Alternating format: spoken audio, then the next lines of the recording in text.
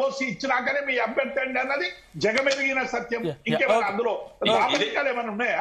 Okay okay okay okay జరం గారు మీరు మాట్లాడి ఎంఐఎం తోటి వెళ్తాం కదండి. ఎంఐఎం లింగ గారు ఒక్క నిమిషం మళ్ళీ మీతో మాట్లాడతారు. దేవప్రసాద్ గారు మీ దగ్గరికి వస్తాను. రైట్ రైట్ జరం గారు. ఇక్కడ రెండు విషయాలు మనం చాలా క్లియర్ గా మాట్లాడతారు. ఒకటి వచ్చేసేమో Naveen Yadav contestant plus Congress party. ఈ ఒకే పార్టీ విషయం లోపల రెండుగా ఎందుకు మాట్లాడాల్సిన పరిస్థితి ఎవరు ఏర్పరచుకున్నారు అనేది చాలా కీలకం. నెంబర్ 1, నవీన్ యాదవ్ కు కంటెస్ట్ చేయడానికి ఎవరికి అభ్యంతరం, రాజ్యాంగబద్ధం లోపల 100 మర్డర్లు చేసిన వ్యక్తి కూడా వచ్చి కంటెస్ట్ చేయొచ్చు. అది మనకున్న ప్రొవిజన్, దాన్ని ఎవరేమి చేయడానికి లేదు. కాకపోతే నా మీద పలానా ఉన్నాయి అనేది వాళ్ళు చెప్పాలి, దాన్ని ఎలక్షన్ కమిషన్ ఒప్పుకోవాలి, వాళ్ళు దాన్ని అలౌ చేయాలి, అది చేయాలి. దాన్ని భేదం లేదు, అది మనకున్న స్వేచ్ఛ. దీన్ని ఎవరైనా తప్పు పట్టలేదు. అట్లా అనుకుంటే ఈ రోజు భారతదేశంలో పార్లమెంటరీలో కానీ అసెంబ్లీలో కానీ అంతకు లేరా అంటే బ్రహ్మాండంగా ఉన్నారు. ఇక నవీన్ పెద్ద దాంట్లో అతీతుడేం కాదు. నవీన్ మీద ఉన్న కేసులు ఉందా ఇంకోటి ఉందా అనేది కాదు. నవీన్ ఏందన్న విషయాన్ని మనం తన సకల గుణాలను ఇక్కడ వర్ణించాల్సిన అవసరం ఎవరికి లేదు, పక్కన పెట్టేద్దాం నవీన్ విషయంలో.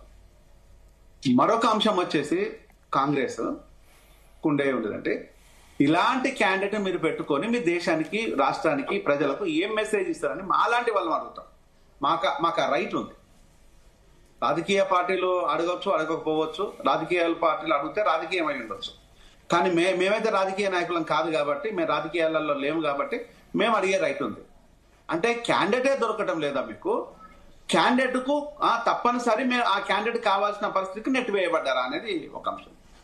లేదనుకుంటే ఎందుకోసము సెలెక్ట్ చేసుకున్నారని దాన్ని కాంగ్రెస్ లో ఉండే కొంతమంది నాయకులే ప్రశ్నిస్తున్నారు. వేరే వాళ్ళ గురించి నేను మాట్లాడను, వేరే వాళ్ళ గురించి కూడా నేను మాట్లాడను. కాంగ్రెస్ లో ఉండే నికాస్ అయిన కాంగ్రెస్ నాయకులు ప్రశ్నిస్తున్నారు. నాకు మా లింగం నికాస్ అయిన కాంగ్రెస్ నాయకుడు, ఎవరు అడిగినా చెప్తాడు. కానీ ఇక్కడ కాంగ్రెస్ నికాస్ అయిన నాయకత్వము, కాంగ్రెస్ కలిసి నాయకత్వం అనేది రెండు విభాగాలుగా కాంగ్రెస్ లో ఉండే కొంతమంది ఆల్రెడీ బైఫర్కేట్ చేసుకున్నారు. దాన్ని ఎవరేమేం చేస్తాం? ఈరోజు కాంగ్రెస్ లో నికాసుగా ఉండే వ్యక్తులకు పదవులు లేవు, పవర్ లేదు.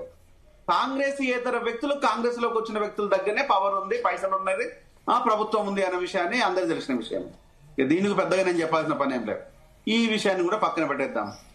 ఈ రోజు అజారుద్దీన్కి ఎందుకు ఇస్తున్నారంటే 100% లోపల 35% ఓటర్ల లోపల ముస్లిం ఓటర్లు అక్కడ ఉన్నారు. వాళ్ళని ప్రసన్నం చేసుకోవాలి.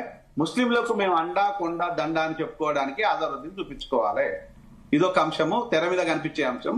తెర వెనకాల కాంగ్రెస్ లో కొంతమంది నాయకులు ఏం మాట్లాడుతున్నారంటే మా రేవంత్ మాటినట్లేదు కాబట్టి, ఇంకొక దాన్ని పెట్టిస్తున్నారు కాబట్టి, అలా చేయట్లేదు కాబట్టి, కొన్ని మినిస్ట్రీల మీద అపవాదులు ఉన్నాయి కాబట్టి, ఏ మినిస్ట్రీ ఉడవికి ఏది చేతిలో పెడుతుందో తెలియదు కాబట్టి రాజగోపాల్ రెడ్డి కావచ్చు, ఇప్పుడు అజారుద్దీన్ కానీ, అజారుద్దీన్ కనుక ఇచ్చినట్లయితే రాజగోపాల్ రెడ్డి అవుట్, బయటికి వెళ్ళిపోతాడు. ఒకవేళ కనుక రాజగోపాల్ రెడ్డి ఉండాలి అనుకుంటే అజారుద్దీన్ ఇవ్వలేదు అనుకోండి, ఈ సీటు వదులుకోవాల్సి వస్తుంది. కానీ ఇంకా రెండు సీట్లు ఉన్నాయి, ఇంకా 2 మంత్రి పదవులు ఉన్నాయి కదా. అదే చెప్తున్నాను, ఈ సీటు వదులుకోవాల్సి వస్తుంది. లేదు ఈ సీటు మామూలుగానే కనుక ప్రజలే కనుక తిరస్కరించి బీఆర్ఎస్ కో బీజేపీకో పట్టం కట్టారనుకో, జస్ట్ మెయిన్ ప్రయారిటీగా బీఆర్ఎస్ ఉంటుంది. ఎందుకంటే ఆల్రెడీ వాళ్ళ సిట్టింగ్ సీట్ కాబట్టి. ముస్లింస్ 35% అంటే 1,25,000 ఓట్లు ఉంటాయి, 1,25,000-30,000 ఓట్లు ఉంటుంది. ఈ ఓట్ల పర్సంటేజ్ కనుక చూసినట్టు అయితే బీజేపీ గెలవడం అసాధ్యమే. ఇక నెక్స్ట్ పోటీ అంతా బీఆర్ఎస్ కాంగ్రెస్ మధ్యలోనే. కాంగ్రెస్ లో ఉండే మీ తప్పులన్నింటినీ ఈ రోజు ప్రజలు కనుక చూసినట్టయితే మీకు కాన్స్టిట్యుయెన్సీ కి ఉరేసినది ఏంటంటే హైడ్రా. బ్యూటీ ఆఫ్ కాన్స్టిట్యూషన్ ఒక విషయం మనం తెలుసుకోవాలి. ఇక్కడ ఎవ్వరు ఏమన్నా మాట్లాడుకున్నా కూడా ఎలాంటి శేషభిషయం లేవు. రేవంత్ రెడ్డికి అర్థం కావాలి ఏంది అంటే 35% ముస్లింస్ లో ఉన్న వాళ్ళు లేబర్ ఉన్నారు, నిరుపేదలు ఉన్నారు. అదే మీరు లెక్కల ప్రకారం 56% ఇచ్చిన బీసీల ప్రకారము లేబరు, నిరుపేదలు, నిరక్షరాస్యులు ఉన్నారు. ఎస్సీల గురించి చెప్పాల్సిన పరిస్థితే లేదు.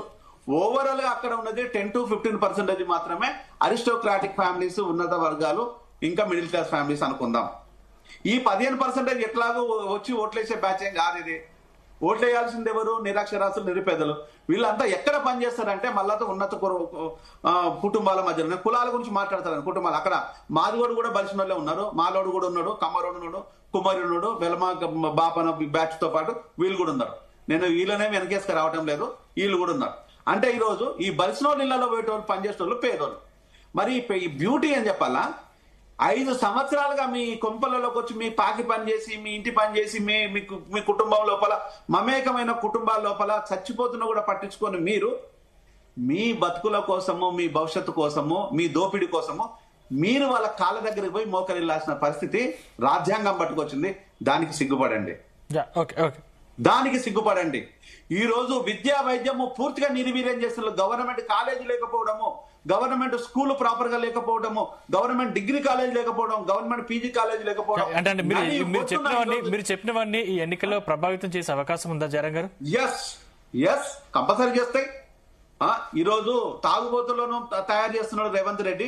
75,000 కోట్ల బిజినెస్ చేస్తున్నాడు ఆల్కహాల్ మీద. ఇది అథెంటికేటెడ్ గా, అన్అఫిషియల్ గా ఇంకో 1,00,000 కోట్లు వారి గురించి మాట్లాడాల్సిన పని లేదు బెల్ట్ షాప్ల మీద. అంటే ఆ రోజు బీఆర్ఎస్ మీద కూడా మేము ఇదే లొల్లి చేసినాం. ఇది బీఆర్ఎస్ మీద కూడా ప్రభుత్వాల మీద లొల్లి చేసినాం. మాకు పార్టీలతోని కానీ పార్టీ నాయకులతో కానీ మాకు ఎలాంటి ఇబ్బంది లేదు. ప్రజలకు శత్రువుగా వ్యవహరించే ప్రభుత్వానికి మాత్రమే లొల్లి చేస్తున్నాము. ఆ విషయాలు బయటపెడుతున్నాము. దీన్ని ఈరోజు చావులు లేవా, ఈరోజు ఆకస్మిక మరణాలు లేవా? హైదరాబాద్ అనేది తాగుబోతులకు అడ్డాగా మారిపోయింది. ఈ రోజు భారతదేశం లోపల తెలంగాణ తాగుబోతులకు మెయిన్ సెంటర్ గా మారిపోయింది. ఈ రోజు మీరు డ్రగ్స్ పేరు మీద నియంత్రణ చేస్తా ఉంటాను, తాగుబోతులను నియంత్రణ చేసే దమ్ము మీ లోపల లేదా అని ఇక్కడి ప్రజలే, నేను కూడా అనటం లేదు. జూబ్లీ హిల్స్ ప్రజలు, నేను మొన్న గ్రౌండ్ రిపోర్ట్ కోసం గ్రౌండ్ లోకి వెళ్తే అక్కడ ధైర్యంగా మాట్లాడుతున్నారు నాయకులతో. పొన్నం ప్రభాకర్ వాళ్ళతో మాట్లాడితే కనీసము పలకరించిన నాదులు కూడా లేరు. మినిస్టర్లు పోతే పలకరించిన, అది మీడియాలో వచ్చింది, మనం చూస్తూనే ఉన్నాం. నేను చెప్పాల్సింది ఒకటే, ఈ రోజు తప్పిదాలను కప్పిపుచ్చుకొని బోర్డులు పెట్టుకున్నంత ప్రజాపాలన బోర్డు పెడితే ప్రజల పాలన కాదు. ఆలీబాబా చాలీ చోర్ అని మీ పార్టీలో ఉండే కొంతమంది నాయకులే బహిరంగంగానే చెప్తున్నారు. మీ ఉద్దేశం లోపల బరిజంగం పని చెప్పొచ్చు, మా ఉద్దేశం లోపల బహిరంగంగా అని మేము చెప్తున్నాం. బహిరంగంగానే చెప్తున్నారు. దానికి పంచుకోవడానికి లొల్లులు, దాచుకోవడానికి లొల్లులు, బుల్లెట్ వేదనలు, బాంబు బెదిరింపులు, నెక్స్ట్ పిస్తోలు అర్థనాదాలు, ఇవన్నీ మీ పార్టీలో ఉన్న విషయాలు మీ వాళ్ళే చెప్పుకుంటున్నారు. ఇవన్నీ చెప్పి బోట్లు అడిగే దమ్ముందా మీకు? చెప్పారా? ఒక్కడే నిమిషాలు ముగిస్తాను దయచేసి. పోక బీహార్ పోయిండు, కంపు చేసి వచ్చిండు రేవంత్ రెడ్డి మాట అంటే ఎట్లయినా నోరు ఉంది కదా అని ఆ విధంగా మాట్లాడితే వద్దురా బాబును మాకు అక్కర్లేదని చెప్పి ఆ నుంచి పంపించేసిండు అధిష్టానం. నువ్వు అదేదో చూసుకోపోను. ఇది గెలవడం, గెలిస్తే ఏమంటాడు, ఇది నా ప్రభుత్వము వల్ల